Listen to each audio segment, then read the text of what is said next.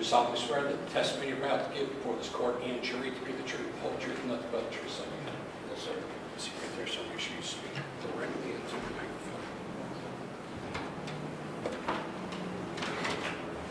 Lieutenant, we start out by stating your name and spelling your last name for the record. My name is Richard Haas. Last name is H-A-A-S. You are retired from the University of Cincinnati Police Department? That's correct, sir. When did you retire? I retired last year, June. 2016? Yes, sir. So you were working there on July 19th, 2015? Yes, sir. Were you working that day, do you remember? No, sir, that was my off day. My partner was supposed to be, the other lieutenant was not on that day. And what, did you work a typical shift for UC or a permanent shift? Yes, sir. What shift did you work? I was a second shift lieutenant. As such, were you a lieutenant in charge of Ray Tenzing? Yes, sir. And for how long had you been Ray Tenzing's supervisor? From the time he started working in our department, he came to my shift, and the whole time he was there. Okay. Did you have other duties with the UC Police Department besides supervising a shift? Yes, sir. What were your other duties? I was a firearms instructor. I was also a defensive tactics instructor. I also taught the terrorism and nuclear, biological, and chemicals, things like that. You have all that kind of training? Yes, sir. What, as a firearms instructor, did you ever instruct Ray Tenzing? Yes, sir. Where? We did, our ranges were at Indian Hill range out there by Milford. And what does that training include? Well, we have a qualification that the state requires that we make everybody has to maintain those standards, and then we have training based upon pretty much what we have to endure or deal with at the university and the surrounding areas. Okay, well, and how about with the training? I assume you fire weapons at targets, correct? That's correct, sir. And what is the instruction with reference to that? Usually it's based upon the situations that they deal with, so I would have them mostly learn to shoot at center mass targets. That's what the state requires, and that's what, the minimum requirements, and that's what we teach. We also teach, other situations. For example, a hostage situation, if an officer gets stuck in something like that where he goes around a corner and he's in a situation where he has to use his weapon, he may have to do, different types of shots at that point. But we don't do this shoot to wound thing. There's no such thing. Well, what do you do? You just shoot center mass until the situation is resolved. Until the threat is stopped? Until the threat is completely stopped, yes. Who was the police chief at that time? I believe it was Goodrich. And did you worked for Chief Goodrich, correct? Yes. Did he have a policy that he instructed you to instruct the people under you with reference to patrolling off campus? Well, yes, he did have a policy for the patrolling off campus. That is correct. And were there some instructions that were given Yes. for you to pass down to the officers? Yes. He wanted more traffic stops. I remember one particular incident that I felt that we were doing too many, and he came in during the roll call and told the officers what great jobs they were doing, and he wanted them to keep it up. And I just sort of stood there and didn't know what to say because he was the chief, and so we went on with what we had to do. Why did you think you were doing too many? Well, one, we had just doubled in size, so I felt that the training that the officers needed should have been a little bit more diversified than just traffic. I don't think that the proactive policing is traffic stops. I think it was more just being visible. What, as far as the traffic stops, did he give any orders about who to stop? And he didn't give an order about who to stop. He just wanted more traffic stops. And when I assume when you say traffic stop, there had to be a legitimate reason to make the stop. Correct? That's correct. You have to have probable cause for a traffic. You just can't stop anyone. I mean, that's against the law. And did you ever tell your people under you to back off? I've asked them and they did. Most of them did. Most of them were all of our officers on second shift were pretty well motivated. They knew what was right and what was wrong. I just pretty much just watched what they did. They were good officers. I didn't have to ride roughshod over them. Did you ever have any trouble with Ray Tenzing? Never. He was one of my lead officers, actually. Lieutenant, does the University of Cincinnati Police Department supply its officers with tasers? Not anymore. What is a taser? A taser is an electronic stunning device. Usually just help to submit people, you know, so that nobody gets hurt, that you can put them in detention at that point.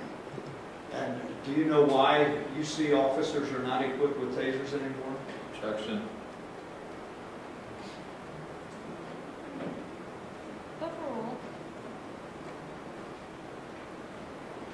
You can go ahead and answer. Yes. I was involved in an incident in 2011 where I tased a young man after giving him multiple commands to stop, and he still kept coming at me, and I had too many people there, and I was worried about my weapon, so I tased him, and subsequently the young man died.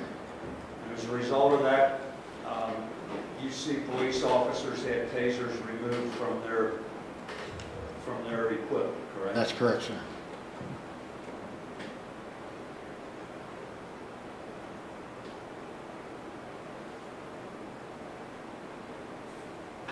When you were conducting these traffic stops off campus, what was the purpose of it? The majority of the time, from my understanding, was that they were trying to get their presence known around the campus so that we could keep the robberies and the attempted break-ins and stuff like that, trying to drive those stats down. So we were trying to get more visibility around the campus. Were robberies and attempted break-ins and stuff like that a problem around the UC campus? Yes, sir, it was. And did the increased traffic stops have any effect on it, to your knowledge? Yes, sir, it did. What? It helped drive those numbers down. It helped drive a lot of the people away, because the young students that were like, they just weren't paying attention, and they were easy targets. So our job was to be out there, to be present, to show our presence around so that we could try to push the elements away that were preying on these kids. And you know that this case involves Ray Tenzing reaching into a motor vehicle, correct? That's correct. And would you agree with me that that's not a good tactic? It's not a good tactic, but it's not unheard of. I mean, there are times that you may have to. Each situation is different. Every single situation is always different.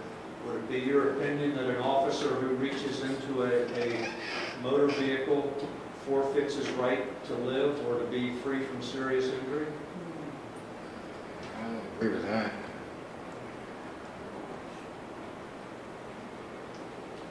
I got nothing further. Thank you, Mr.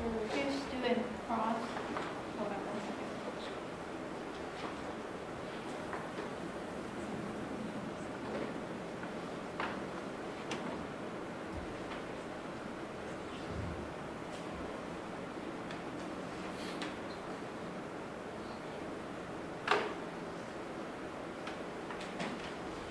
No questions, thank you. Okay, thank you.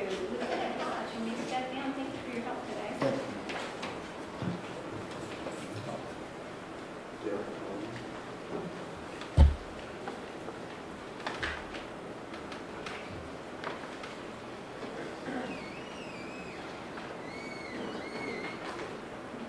Mr. Matthews, your next witness?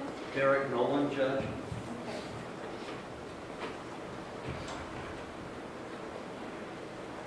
You do solemnly swear that the testimony you're about to give before this court and jury to be the truth, the whole truth, and nothing but the truth, so help you God.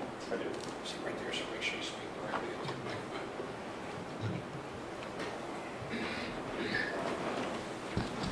Officer Nolan, would you state your name for the record and spell your last name, please? It's Derek Noland, last name Noland. By whom are you employed? University of Cincinnati Police. For how long have you been employed by UC? A little over 3 years. Do you work a particular shift there, I work second shift, which is 3 to 11 p.m. or 3 p.m. till 1 a.m. 3 p.m. to 1 a.m.? Were you working on July 19th, 2015? I was. And were you in uniform and in a marked police car? I was. Did you have a partner or were you by yourself? I was by myself that day. Do you remember what your assignment was that day? I don't remember what my exact beat was for that day, but I was on patrol. I was in a cruiser driving the streets. And when you say driving the streets, were you on campus or off campus, if you know? I was off campus.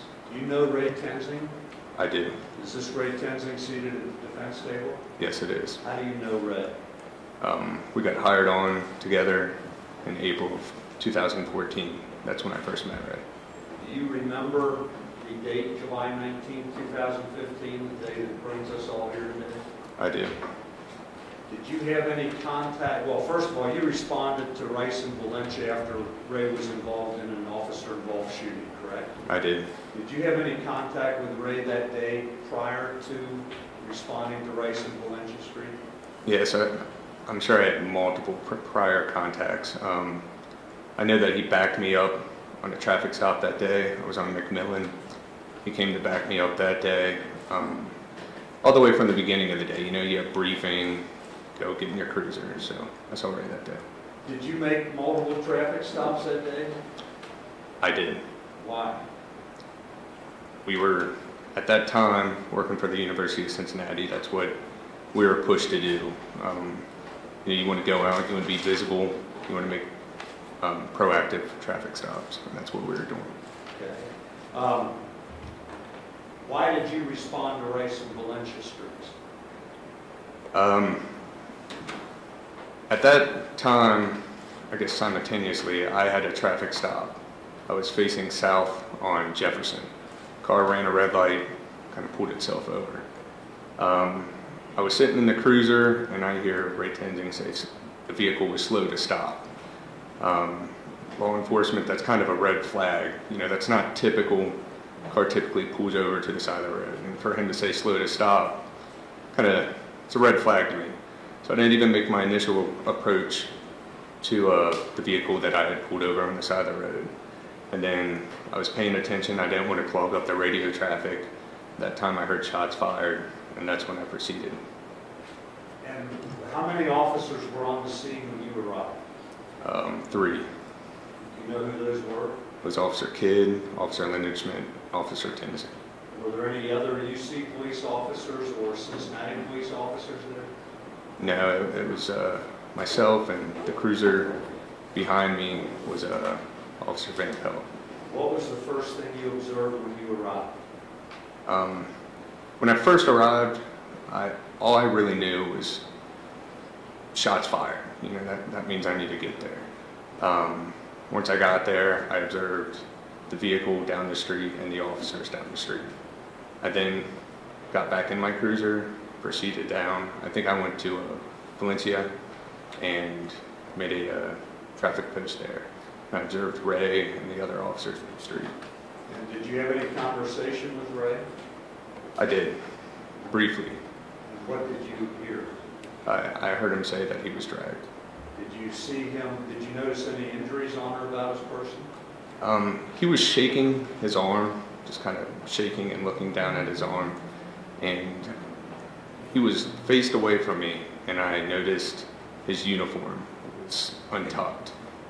His uniform, Officer Tenzing always had his uniform very tight, very neat, tucked in, and for it to be untucked was out of the usual, something that I noticed. And how about his demeanor? Did you notice anything about his demeanor? The way he looked, he just looked very washed out, very kind of pale, almost shocked. You know, he was just kind of standing there with wide eyes. Is that different from the way you've seen him in the past? It is. Thank you. I have nothing further. Okay. you. Okay. Officer Nolan, thank you for your help today. You're excused.